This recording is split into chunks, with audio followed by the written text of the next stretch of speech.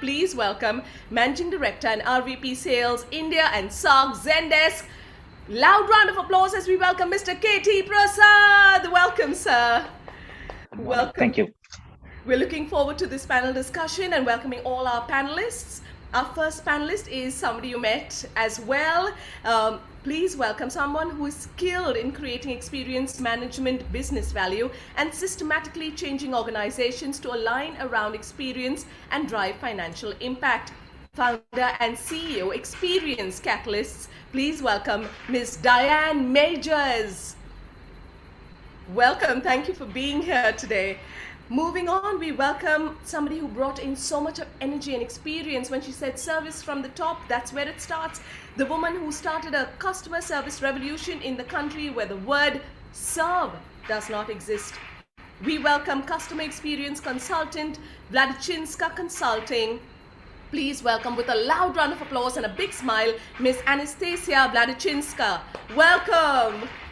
Thank you for joining us. Good morning from India.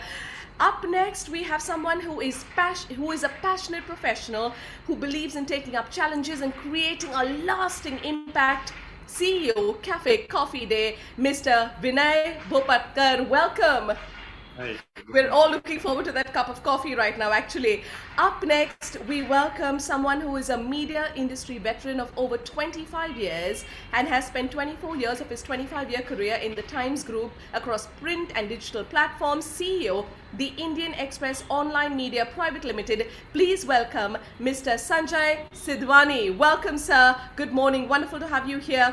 We then welcome someone who in a career spanning over 2 decades has handled senior responsibilities across brand management for personal care and food businesses, also sales and pricing. We welcome COO, Dairy and Beverages ITC Limited, Mr. Sanjay Singal. Good morning, sir. Welcome.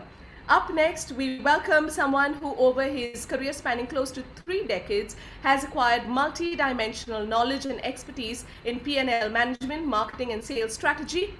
We welcome President Eureka Forbes Limited, Mr. Vikram Sundaran. We also welcome up next Joint Managing Director, Head New Business, ISAMEA region, Panasonic Life Solutions Private Limited, someone whose career spans 32 years, primarily in manufacturing companies. It's wonderful to have you here, sir. Good morning. Welcome. Please welcome Mr. Dinesh Aggarwal. Welcome, sir. Good morning, Kesha. Thank you very much. Good morning and good afternoon, whichever part of the world you are. Absolutely. Up next, through her 25-year-long career, has been a retailer, publisher, editor, author, and entrepreneur. We welcome the CEO of Amar Chitra Katha Private Limited, Ms. Preeti Vyas.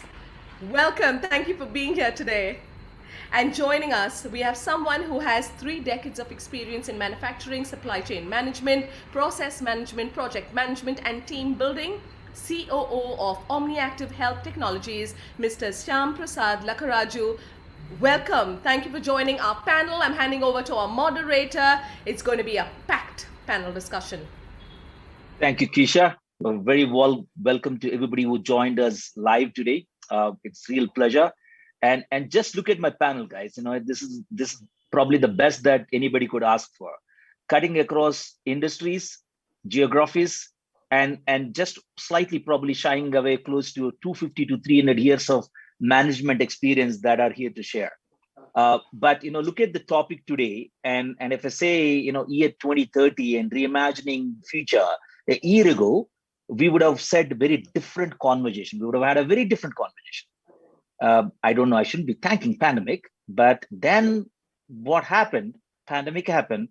And all of us in different forms and means, we are all reimagining how the future is going to be.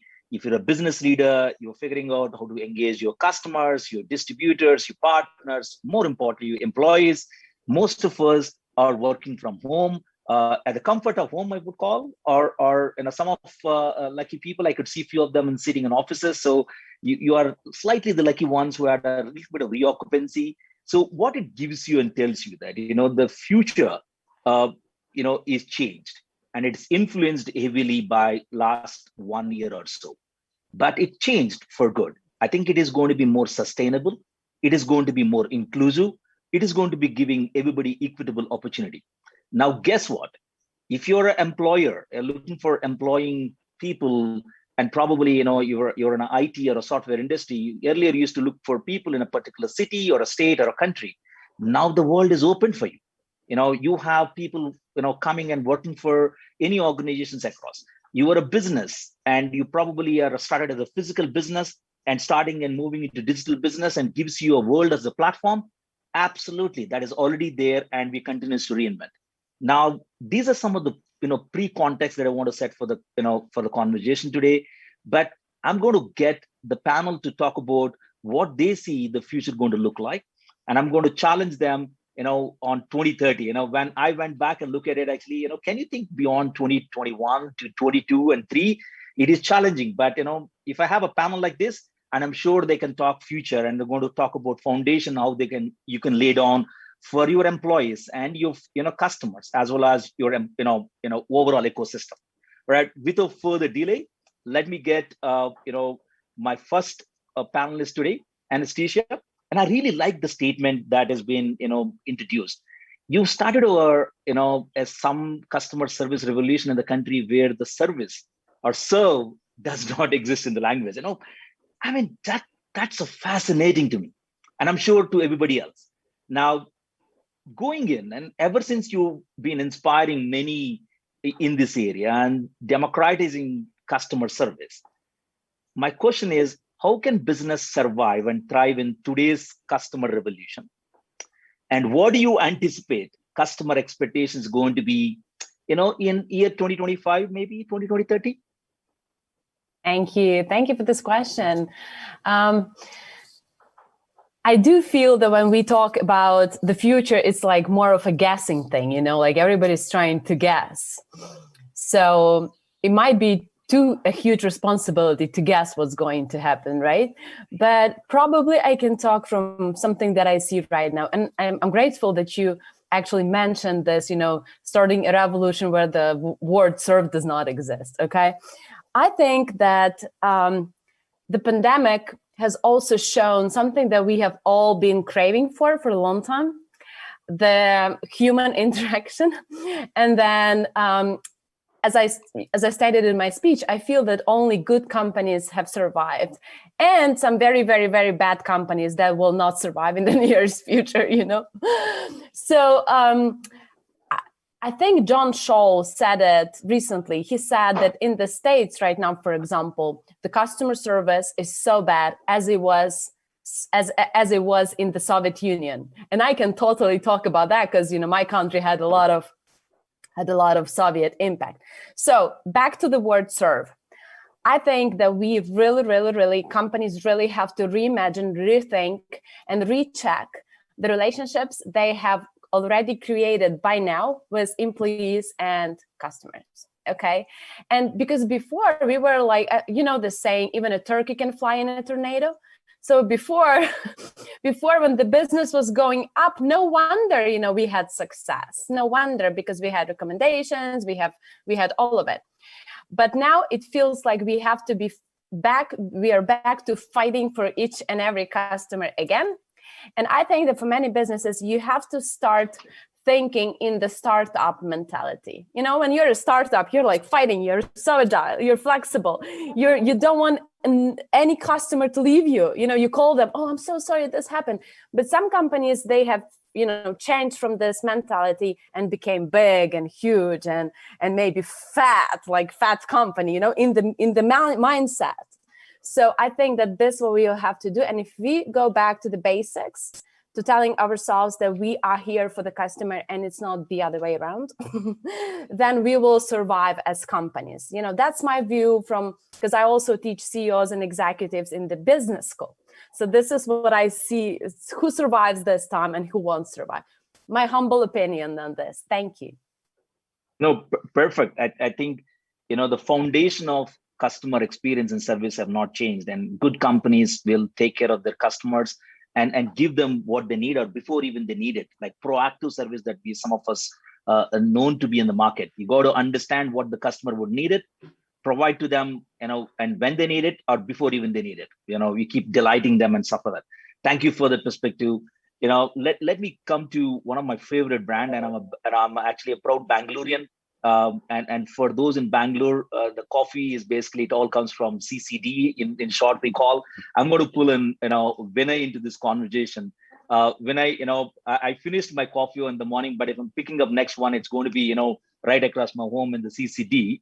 For you and at coffee day, either it's today or maybe 2030 or 2050, the customer centricity will not change, perhaps rightfully so, right?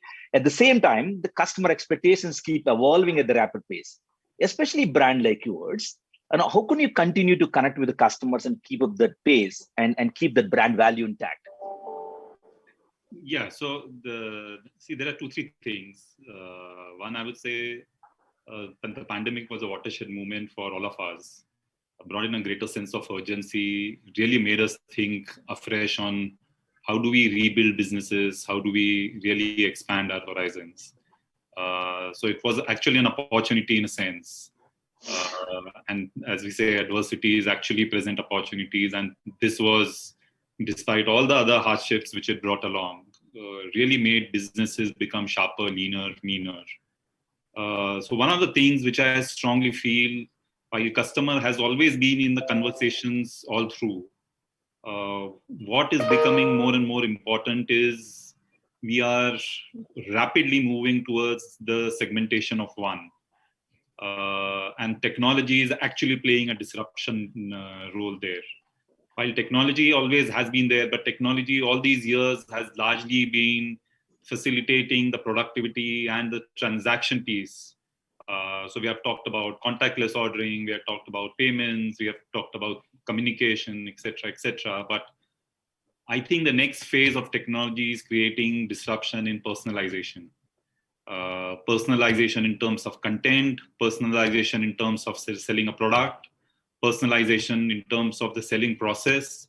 I think that's going to be a big shift. So technology will disrupt the way we sell, forming more deeper, engaging relationships with customers and moving to a segmentation of one.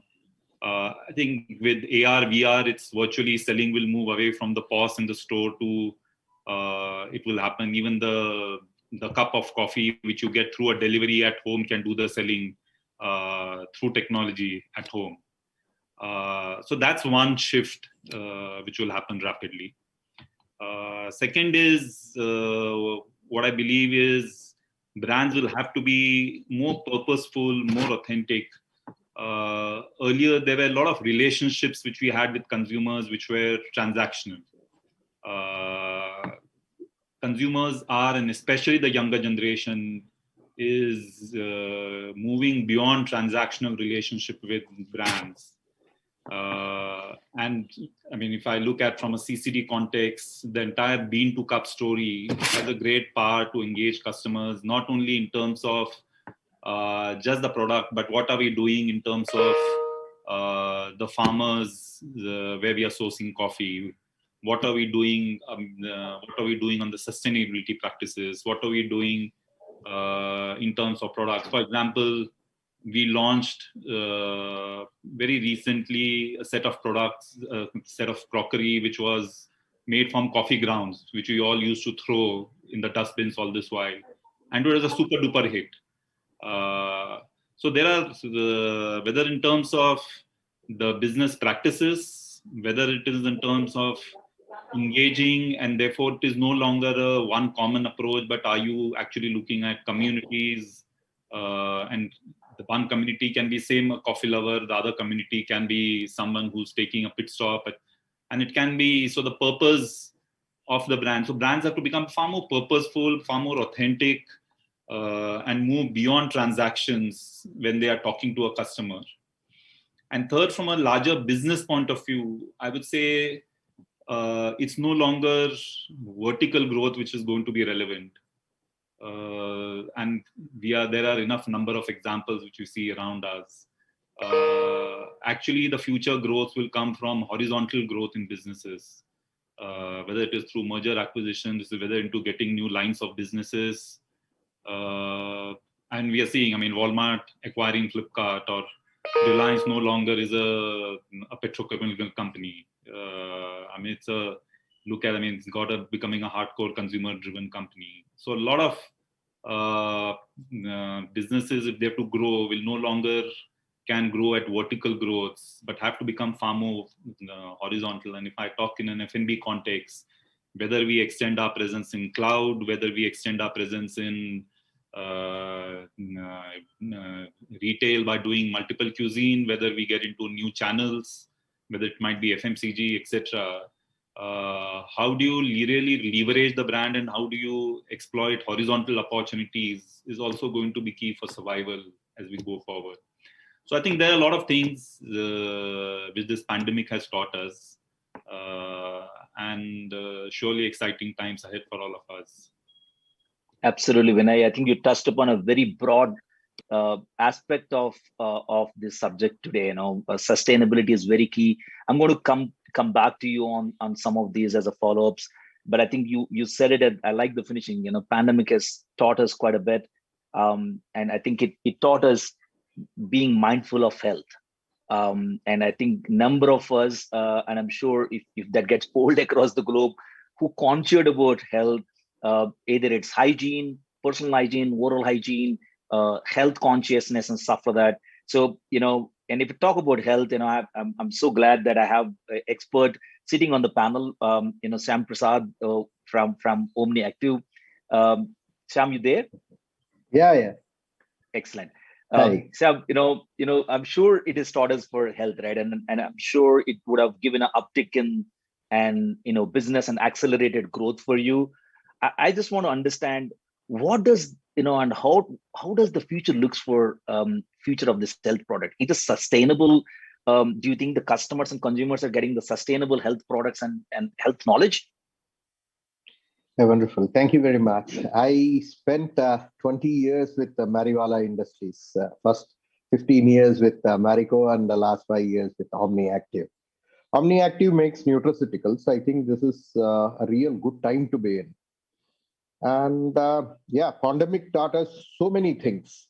Earlier, the same nutraceutical products, which are more, you know, disease prevention rather than for the cure, which all the other thing, OTC drugs that we see in the market, now they have gained the momentum. And especially, these are all done through, say, for example, we produce lutein, which is very excellent for central nervous system. And all the multinational like Bosch and Lamb and these companies use it for eye vision and etc. So earlier as a B2B, we used to sell it as a lutein as a product. Now we are selling it as a solution for various segments. We have 6-7 categories of products, which we take it from the plant actives that helps us to grow it to the future. Second thing which has helped in the entire pandemic is we have learned, like everybody, have learned a different way of doing the operation. One is customer centricity, which we understood that what are the key things that we are going to do that. In fact, the immunity booster that our R&D team found out is a right medicine for the time, which has come from nothing but the so-called close to Ayurveda, but proved through various medical researches, and then we have released it to the market. And it helped us. In fact, we were not able to meet the demand that it needs to be. And future is going to change. Now people are more and more health conscious, and people want to avoid the diseases, and they want quality of life, not just the medical this thing. The quality of life and the concept is increased. So now the nutraceutical business, which is growing around only 8% year over year in India, which has been almost under the shadow of pharmaceutical, like I worked earlier with Reddy Laboratories. Now it is nutraceutical is a completely different vertical. People understand they want preventive medicine rather than a curative medicine. And India is going to see a tremendous boom in 2 sectors of healthcare. One is preventive care and second is biological medicines which are going to come. And these are going to revolutionize India and take it us to the next level, global platform 2025. 2035 will be the global leaders in nutraceutical. Wonderful. I think again, what seems to be across the panel actually is prevention, proactive, quality. These are the things that seems to be very clearly coming out, and it's so heartening to hear. Either it's a F&B business or it's a health business, or it's a CX experts talking about. All of them seems to be centering around those. Looks like those seems to be the hot buttons for the future. So hold on to it. Let me just bring in Sanjay from ITC. Sanjay, ITC is a brand. I think especially the foods and beverages business. It touches every household. With a wide spectrum of products and that you have. When it comes to sustainability, I remember, Vinay touching upon a little bit about sustainability, but I also know personally that ITC has some phenomenal policies. I want to ask you how sustainable inspiration drives engagement at ITC Foods. So thanks, Kitty. So basically, when you look at sustainability, I mean, the obvious ones that come to your mind is the entire thing of plastics and environment. Now, as far as that is concerned, obviously, just like any other responsible corporate, we are doing a lot of work in terms of be it plastic recycling, be it in terms of environment, because being a company which really focuses on the environment and the Indian consumer, we've been for many years leading that in terms of be it agri. We are a large agricultural produce company also. So in terms of making sustainable environmental practices, sustainable cattle development practices, or in terms of plastic recycling, etc., etc. If you look at our hotels, which is on another, you talked about us being a foods company, we're also a hotels company, and our ITC hotels, a lot of them are LED platinum certified, which means that we use a lot of natural lighting, etc., etc. We are also the largest paper company in the country, ITC Paper Boards Limited. And there, I mean, a lot of work has been done so that we actually work with farmers so that we actually grow as many trees as are used, unfortunately, in making paper, for example. So that is one part of sustainability, which is what we traditionally talked about. I think the other part of sustainability really is that how do you work with your consumers? Because we have to understand one thing, that ultimately we are delivering as per a food or a personal care product as per the needs of the consumer. And we are doing that while delivering to our stakeholders and our shareholders. So I think a large part of it is that how do we work with the consumers to understand consumer needs and to try to give them products which, while being good for them in terms of food or personal care, are also good from a sustainability perspective. And that is super important because ultimately we are a large country. We're a country which basically has a consuming class of a 5 rupee biscuit or a 100 rupee atta pack or a 10 rupee noodle. And if I have to deliver honestly a 5 rupee biscuit in 4.5 million outlets from my 80 factories, I need to use plastic. Okay, there is no sustainable, there is no other option for me to do that. If I have to deliver a pouch of milk of Ashirwad, it has to be in a pouch of plastic.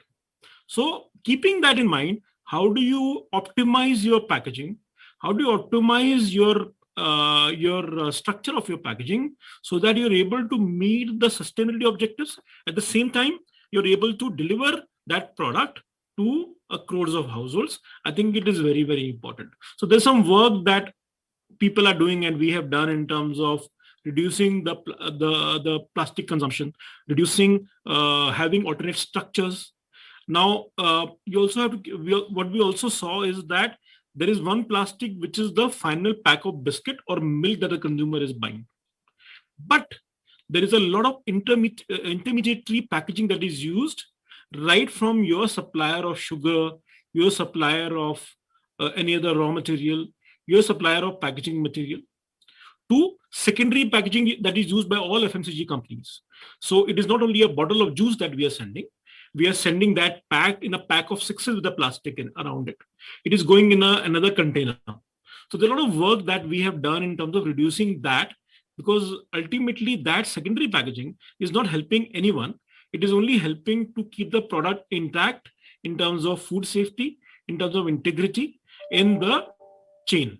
So that's the other part that we've been working on. Brilliant, Sanjay. I would have not expected anything to less than what you talked about scale. And I remember when you're talking about the 5 rupee biscuit packet, I see Diana, actually, is she doing a conversion on foreign exchange currency, or maybe it looks like the problem is something that she's known. I'll come to you shortly there. But thank you, Sanjay, for the perspective.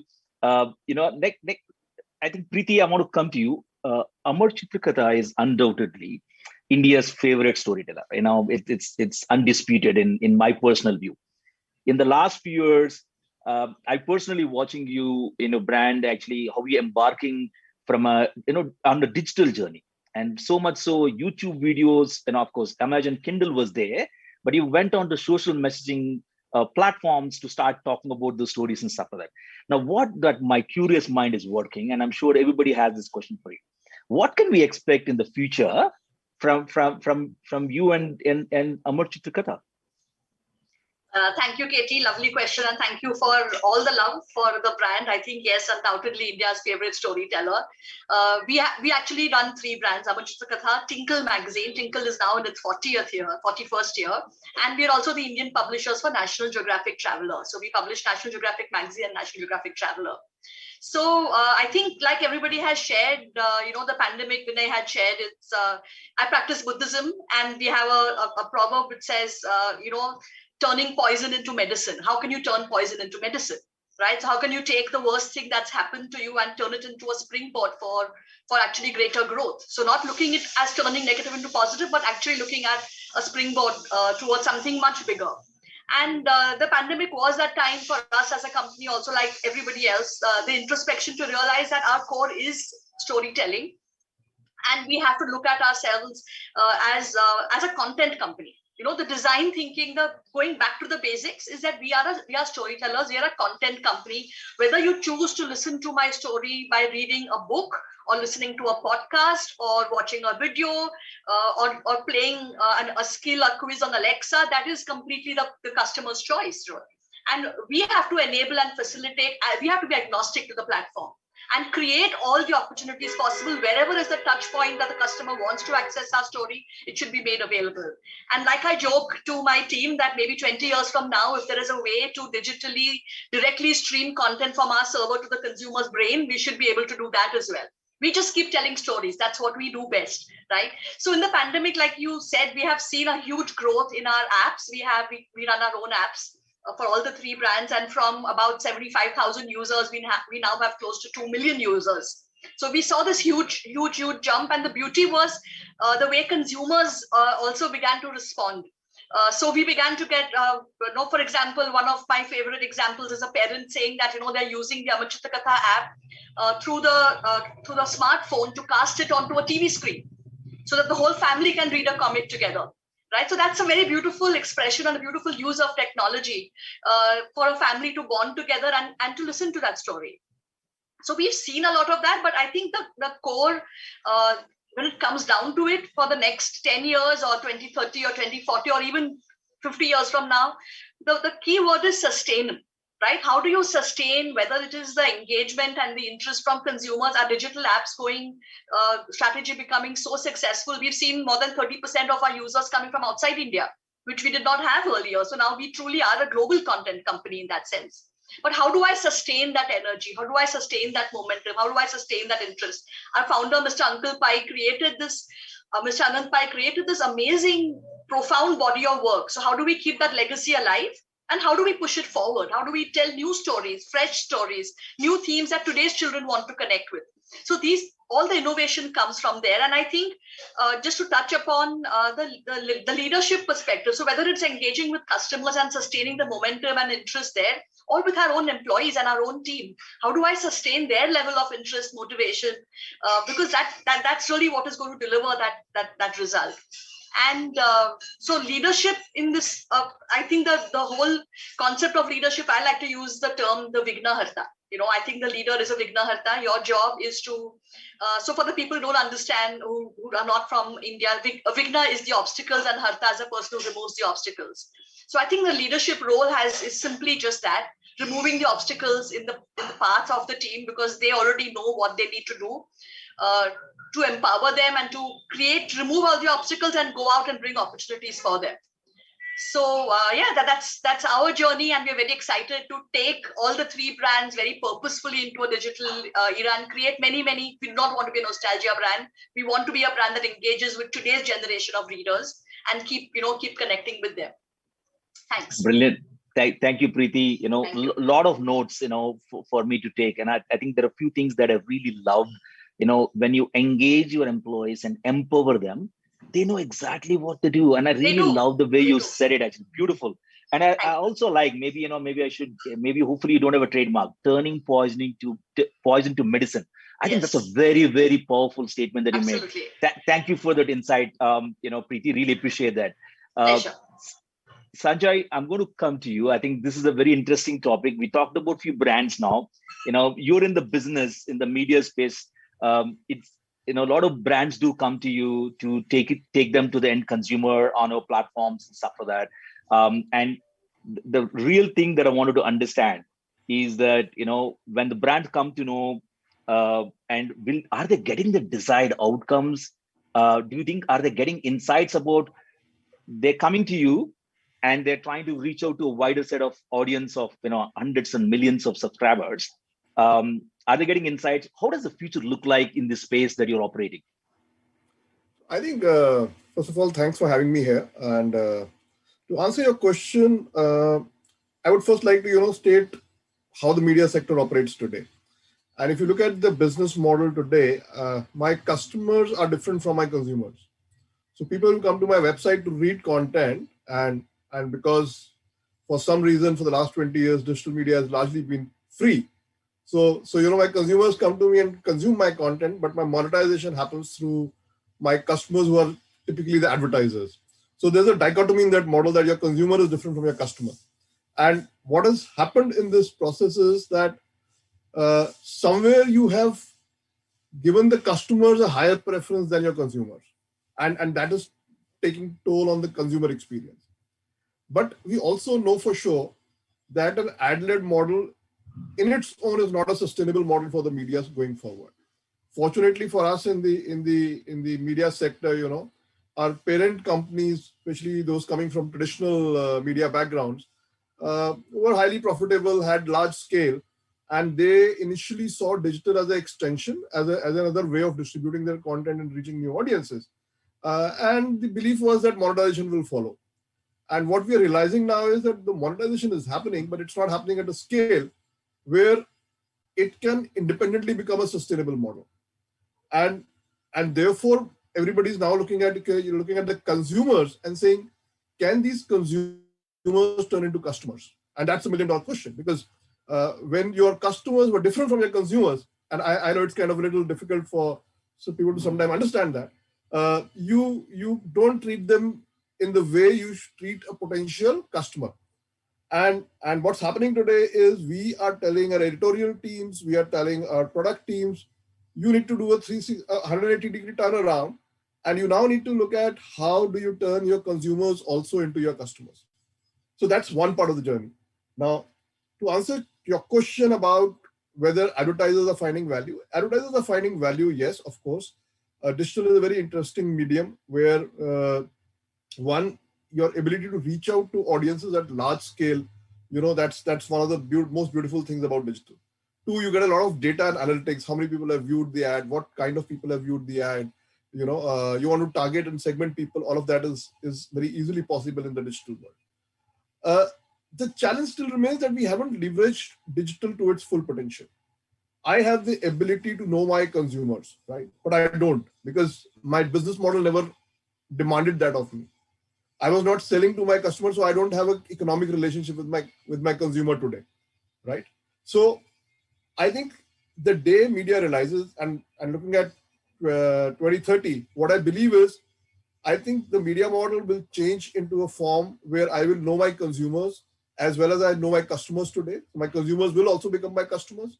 I'll have a lot more details about them. I'll have an economic relationship with them. And if I am able to sell to my consumers, I will also be able to help my advertisers sell better, because all the data that I need to sell to my consumers will also be of equivalent value to my advertisers. So the efficiency of the ad model will also kind of see a multiple growth over the next 8 to 10 years. Thank you, Sanjay. I think a lot of takeaways. I think the world is arrived today, and then probably what's going to be, next few years. It's very clear. We all talk about customer experience. You talked about consumer experience, very, very important in the B2B2C space.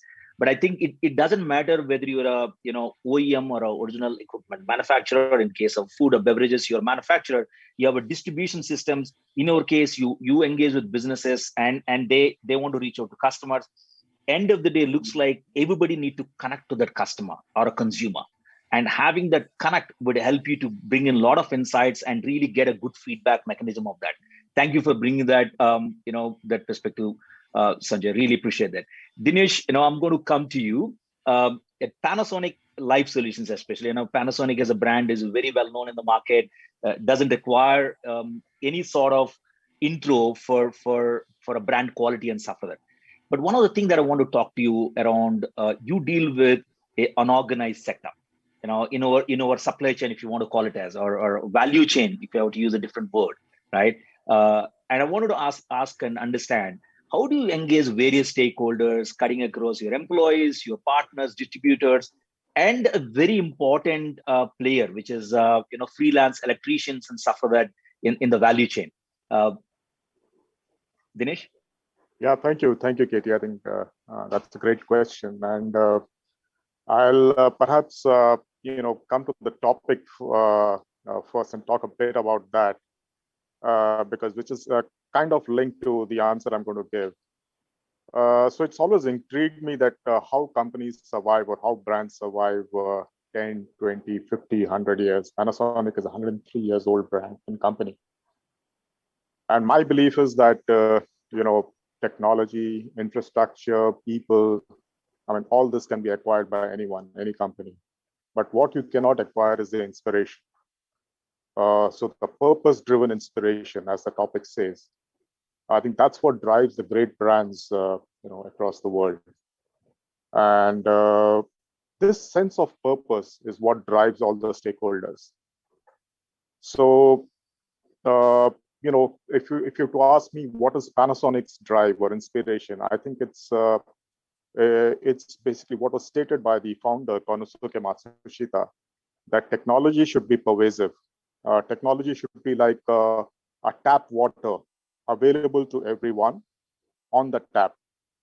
And I think that's the drive, behind all the products that we have launched over the years and the ones which we continue to launch. So we have technology and we quickly make it very pervasive so that it becomes widely available and becomes affordable. India specifically is a different case, since the country is developing and will continue to develop for many decades to come.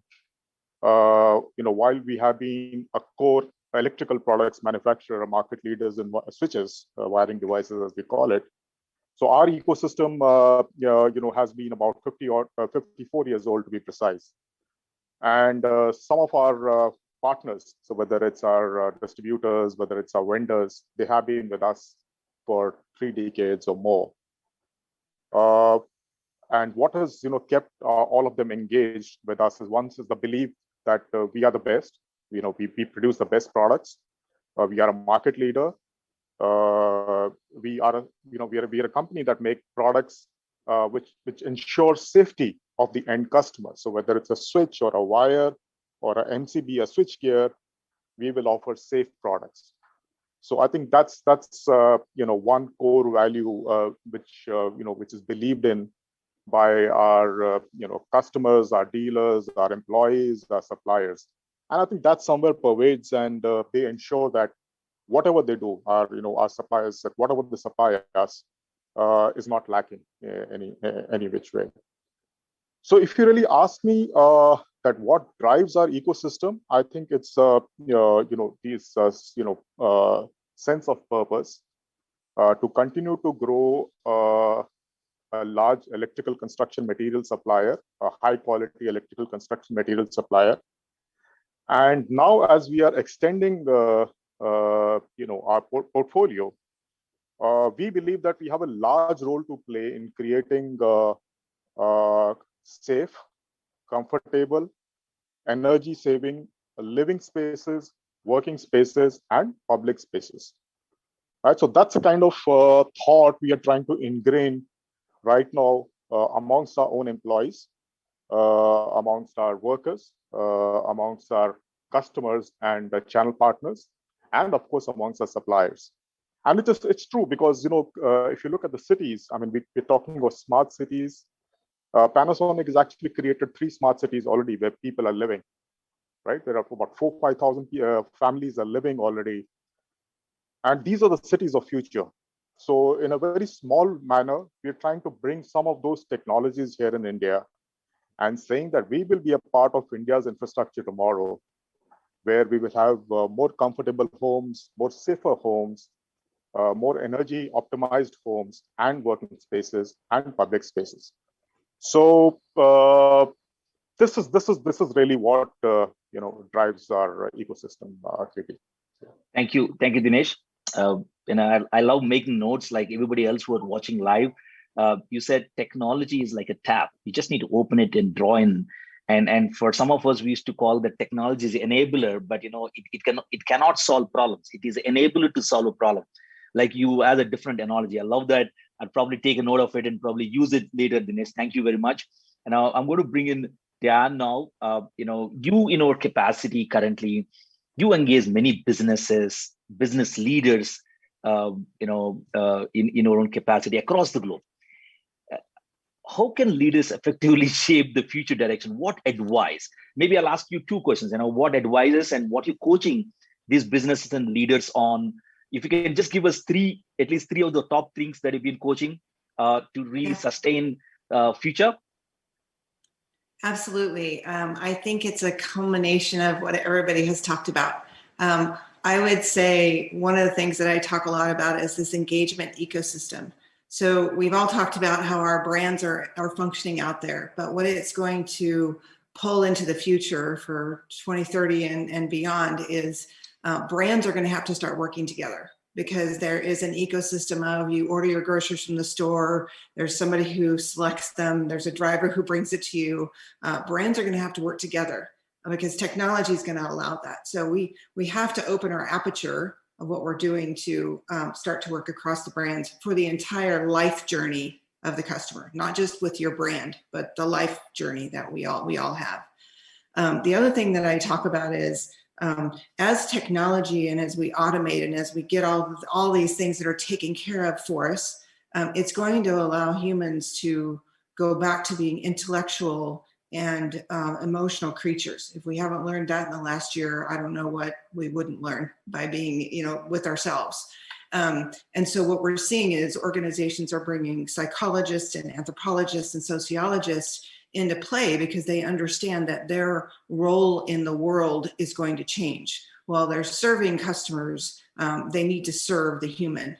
They need to serve the world. And if customers don't resonate with that value and help connect to that value and that brand promise, those brands are going to be left behind. I think everybody's kind of talked a little bit about this purpose in the communication, but what I think you all have talked about is, whether it's customer, employee, partner, supplier, anybody in that ecosystem, engaging them and understanding how we're going to connect with them opens up the whole what is experience and what is the result of that experience. So we're finding that more and more customers are looking for those memories and those exceptional things that they can gravitate toward. So it's not the moments of delight, but as we come to a place where we need to challenge our customers to think differently, to see our brand differently, to offer something that's going to promote the world in a different place and their own who they are. That's where I think we get into the higher in the Maslow's hierarchy we go, if you want to use a psychological term.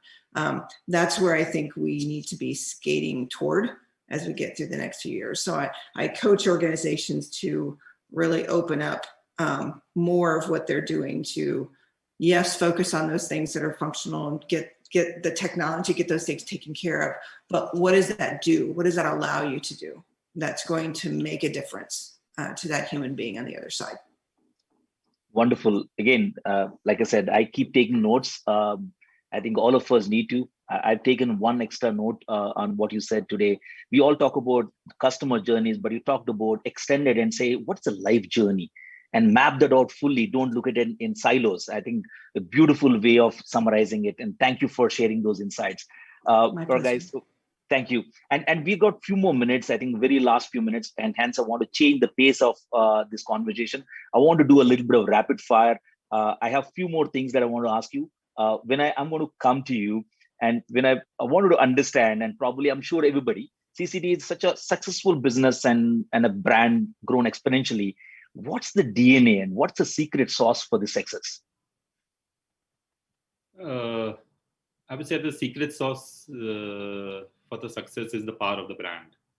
And the power of the brand fundamentally comes from the legacy of a great service, legacy of serving a great product, legacy of a great customer service, which comes through employees, passionate employees and things like those. So I think it's the power of brand which makes it enduring.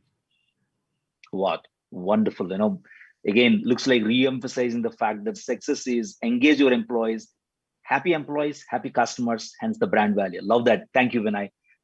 Anastasia, I'll come to you because I know, and I can ask you this question to do a little bit of future prediction for all of us. 2030, like I said, it's more of prediction and more of suspecting, prospecting kind of a stuff.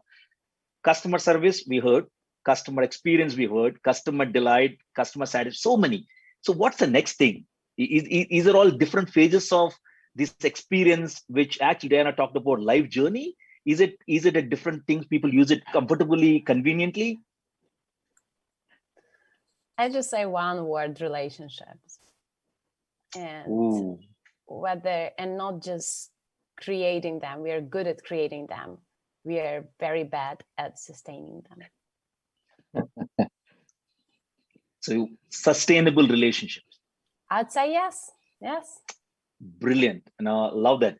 I think I think everybody talks about experience, but remember, you're building this relationship. I think Diana, you talked about you have a moments of life with this, interaction with customer, turn them into, making the relationship. Looks like the experts are again saying the same thing. Wonderful. Thank you, Anastasia, for that. I'm going to come to SyamPrasad. I'm going to ask you the similar rapid fire question. You've been innovating preventive healthcare products and stuff like that. And if I ask you, what's the key strategy for innovation? I think it's passionate people produce profitable products. As recently released book of Harsh Mariwala, How He Grooms the Industries. And I have lived with them for the past 2 decades and learned quite a few things. Importance is the passionate people and the right people in the organization, they create innovation. A Kaizens in the bottom level create upward innovation.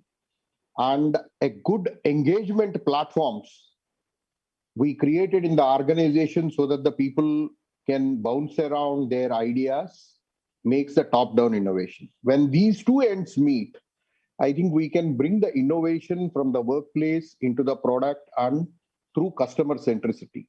Our vision and mission statement are written with the business values. If you draw those lines, in 2003, Harsh Mariwala is written as a customer centricity, that is customer first, comes in taking the first letters of our business values.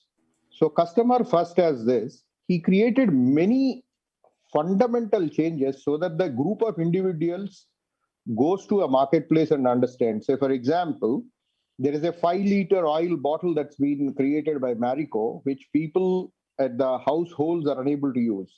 When a group of people have gone and understood from the housewives we created a handle for it so that it is easily pourable.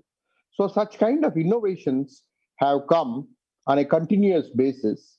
And in fact, our organization has received 6 Malcolm Baldrige Quality Awards. 4 of them are national, 2 of them are Asia Pacific. So that comes through a learning organization culture. So each one teach some is one of the main philosophy that engages and empowers the people at grassroots level to all the levels. So a leadership growing organization has been created. Thus, by a learning organization's principles are properly seeded both in this Mariwala groups, whether it is Marico or OmniActive. Thank you, SyamPrasad. I think it's very insightful. I'm going to come with the next rapid fire to Preeti. I don't know, it looks like a dilemma for me as an outsider. For me, reading a book, physical touch and feel will never go. I think I love sitting and, maybe at my comfort of home or wherever I sit and read a book. And you have this digital era, I would say evolution that's happening. Do you have such dilemmas? How do you solve it? What do you think the future would look like? No, it's not a dilemma at all. Like I said, whichever way the customer wants to read. So we have a very vibrant print channel as well. We do print about 2 million copies every year. Tinkle is still a monthly magazine. National Geographic Traveler is a monthly National Geographic magazine. So we are still printing as well. It's just that we are seeing for the first time that all these leverage channels, whether it is licensing, whether it is digital, whether it's apps, e-content, all of that is growing very, very fast. But I think since we are targeting children, as long as children go to school and are getting educated, parents and teachers are going to insist on physical books, right? There's a joy in reading. Sure. Absolutely. And in fact, the kids, that I talked to, they said, last year education doesn't feel like education. That's not like academic year. They went through, sat in front of computers and looked at digital books. Right. But I completely agree. Thank you. But just, even in terms of scale and scope in reaching large numbers of children from disadvantaged backgrounds, underprivileged backgrounds, digitally, you're able to reach them at a very, very low cost and offer the entire catalog and the entire library, which you could never do when it was just physical. So the scope is really massive when it goes digital. Absolutely. Thank you. Thank you. Sanjay, Singal, we're talking about scope and the size and the size of the problem is pretty large that you guys handle at ITC Foods. Wanted to ask you one thing that you guys are trying to do on sustainability from an innovation perspective. You talked about plastic and stuff, that a lot of it, and I'm sure you have something in our arsenal that you could share with our audience today.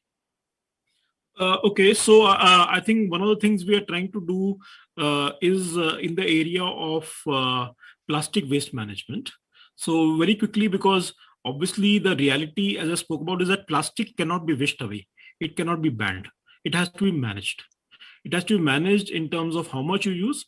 It has to be managed into collection. So what we have done is that, we've tied up with, I think now 15 municipalities across 6 states. And we're working with the municipalities to actually take back the plastic to the traditional network. And then actually we either process it or we pass it on to cement companies, which use it in their boilers and in their fuel generation. So that's the one thing which I think and that's a network which you can appreciate has taken us around 10 to 12 years to make. So that's one thing which we are very proud of what we have created. Awesome. I've been getting a lot of things about that. Our time is really over. But I'm going to ask one more question, and probably I will not be able to come to all of you. Sincere apologies for that. But Dinesh, this is what I'm going to ask. I have this question for you because you are at a brand, consumer level brand.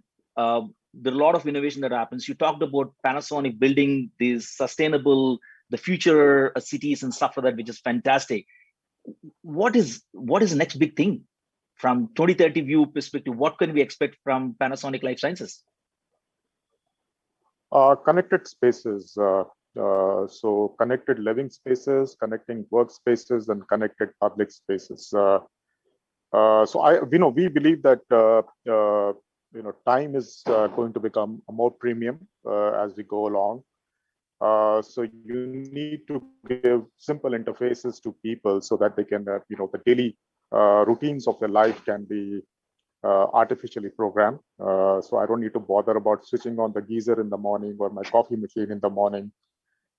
So all that should be done on its own, right? And and this is through a lot of data churning. It'll learn my patterns. What I need to do on a Saturday morning versus what I need to do on a Monday morning. So that the time is well spent on doing other things, right? So, so this is what we believe. Thank you, thank you, Dinesh. I'll come to Sanjay. Sanjay, I don't know whether it's a question that I should be asking, but I'll still do. We have so much of media of mechanism, right, in terms of reaching out to wider set of audience that you help, and radio being one. I remember 10, 15 years ago, radio was reborn. Because I think it goes through a rewrite cycle and stuff like that. So what's the next big thing that we could expect? And I think we're talking about 10 years horizon from now. What's the next big thing from media industry? I think we've been hearing about this in a big way that, we have a market of one, but I think even at today's scale and the kind of data we have, it's more theoretical than practical. I mean, just to give an example, when you talk about segmentation, I say I need to target women. So you've immediately cut down the market size by 30% because that's the number of women on the digital platforms today. You segment it by age, and that 30% again goes down to maybe another 5-7%. And you add one more parameter, and suddenly you are limited to a very small set of audiences. So when we talk about targeting and segmentation, it all sounds very good in theory, but the moment you increase the number of layers of that segmentation, those challenges are. So two things are going to happen. As the market expands, as you capture more information and data about the readers, these segments will become meaningful. And as you're able to capture behavior, are you able to capture context, and all of this much better, the ability to deliver ads in a more targeted manner to customers who are ready for it, I think that's going to be the big change. Today, if you look at the digital medium, the biggest problem is on any digital media platform, you'll find it's plastered with ads. Why? What's happening is you just don't know who needs what. So if you're showing a teenager a diaper ad, now that's absolute waste. Okay, you have the measure, okay, and so many people have seen the ad, so many people have clicked on it, but the point is, was it a relevant audience? So there's a lot of wastage happening, and as a result, what happens is it's a downward spiral on pricing. And as you improve the efficacy and efficiency of the ad delivery mechanism, and you make ads meaningful, then ads also become content. So today, there's this challenge. People tell you ads are anti-content. But I believe ads are good content if they're relevant. So I think the biggest thing that we'll see in the next 10 years is the ability to figure out and deliver ads in a more meaningful manner, in a more seamless manner. I think that's going to be one. And two, the formats, I mean, I can't even imagine what are the kind of formats going to be. So when we talk about AR and VR, we talk about all of those things. They're in the nascent stage today, but I think in the next 10 years, they will evolve to a very next level. And the way you consume your news, the way you experience your news is going to be very, very different. Yeah, brilliant. Thank you, Sanjay. Diane, I'm going to ask you this question from an audience that has come, and probably that way we could wrap this question as well. Question is, in your opinion, how can we bring excellence customer service at the comfort of home of consumers with the increased personalized touch? AR, VR is something that we talked about it. What you see across the globe, locally, globally, what can you share? I think it's customer need. Sorry, who's it to? Sorry, Sanjay, it's for Diana. Okay, sorry, my apologies. No worries. I think this whole personal approach, like the audience of one and all this data and all those things, if we think about what's happening today is we're trying to get all of this information and data, but are we really getting to those needs? Like, I don't know how many of you can think about your own experience, and that company doesn't really know you. They don't really get the information about what's in your head and what you're feeling in your heart when you interact. You're getting surveys or you're watching their behavior, but are you really digging into that?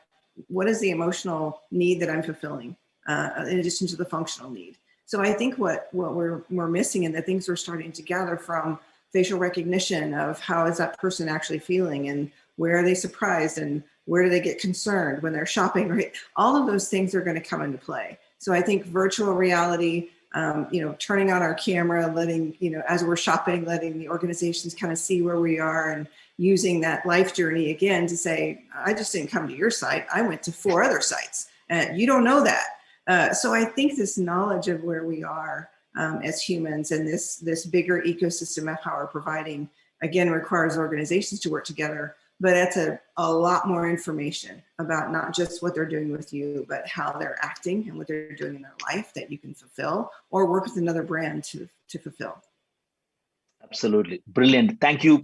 I think we came to the end of our conversation today. I think I've really enjoyed, talking to all of you and getting insights from what you guys thinking through in 2030. But one thing very clear, the purpose is very important. Second, grounded on customer experience and what the customer want. Look at the life journey. Don't look at it in silos. It's a lot of takeaways. I really want to thank you for all of you for patiently answering all of those insights and giving those insights to all the audience and me. With that, I'll over to Kisha. Thank you so much, sir. I think that, again, we run out of time when we've got so many great minds together, and you want to listen in a lot more. So thank you for bringing each one of your personal perspectives and learnings to the table. Appreciate it. Thank you very much, sir, for moderating this session. Our ritual comes alive right now, so I'm going to invite all of you to join me. We are at the Customer Fest show, so the last bit of energy that I request from you all and invite you all to bring yourselves into the chant. So when I say customer, you say fest. Okay? So everybody unmute yourself. Let's get the voices in together. Okay. 3, 2, 1. Customer. Yes. Customer. Yes. Okay, one last time. I want a little more energy, okay? And a little more of yourself into the frame. Customer? Yes. All right, thank you, everybody. Thank you for joining us. And what an amazing panel discussion. Our moderator, our panelists, everybody at home, put your hands together. We feel the energy. We don't really need to hear the applause. Right now, we are feeling the love. Thank you.